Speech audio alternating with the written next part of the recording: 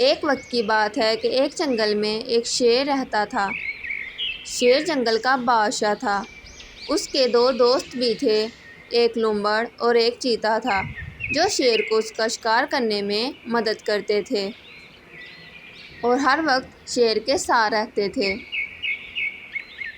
ایک دن وہ شیر کے ساتھ شکار کے لیے نکلے تو انہیں جنگل میں ایک عجیب سا جانور نظر آیا۔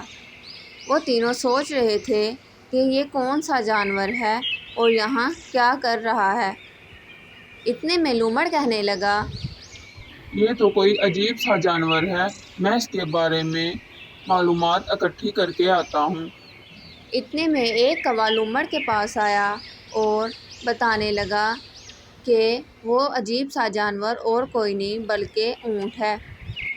وہ عجیب سا جانور جو ہمیں جنگل میں دکھا وہ اور کوئی نہیں بلکہ ایک اونٹ ہے جو کہ ریگستان میں پایا جاتا ہے، اور مجھے یہ سب کوے نے بتایا ہے۔ اونٹ اپنے جھنڈ سے علیحدہ ہو گیا اور کھو گیا ہے، اس لیے اس جنگل میں آ گیا ہے۔ کیوں نہ ہم اونٹ کا شکار کر لیں؟ نہیں نہیں، ہم اونٹ کا شکار نہیں کریں گے، وہ ہمارے جنگل میں مہمان ہے اور ہمارا فرض ہے کہ ہم اس کا خیال رکھیں۔ اس طرح شیر اور اس کے دوستوں نے اونٹ کی خوب آؤبھگت کی اور اس کا بہت خیال رکھا اور اچھے سے مہمان نوازی کی۔ ایک دن شیر ہاتھی سے لڑ رہا تھا کہ شیر گھائل ہو گیا۔ اب وہ شکار کے لیے نہیں جا سکتا تھا۔ اس کے دونوں دوستوں کو بھی بھوکا رہنا پڑ رہا تھا، وہ بھی کوئی شکار نہیں کر پا رہے تھے۔ جب کوئی شکار نہ ملا تو لومڑ شیر سے کہنے لگا، کیوں نہ ہم اونٹ کا شکار کر لیں؟ لیکن شیر نے اونٹ کا شکار کرنے سے منع کر دیا اور کہا، وہ ہمارا مہمان ہے، ہم اس کا خیال رکھیں گے۔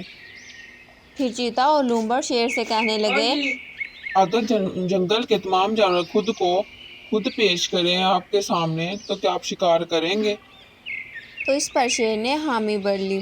جنگل کے ایک ایک جانور شیر کے سامنے پیش ہونے لگے، مگر شیر نے شکار کرنے سے منع کر دیا۔ اونٹ نے سوچا، کیوں نہ میں بھی اپنے آپ کو پیش کروں، شیر تو کسی کو بھی نہیں کھا رہا۔ لیکن جب اونٹ نے اپنے آپ کو شیر کے سامنے پیش کیا تو شیر نے اونٹ کا شکار کر لیا اور اسے مار دیا۔ اس لیے کہتے ہیں کہ کبھی کسی پر اندھا بھروسہ نہیں کرنا چاہیے۔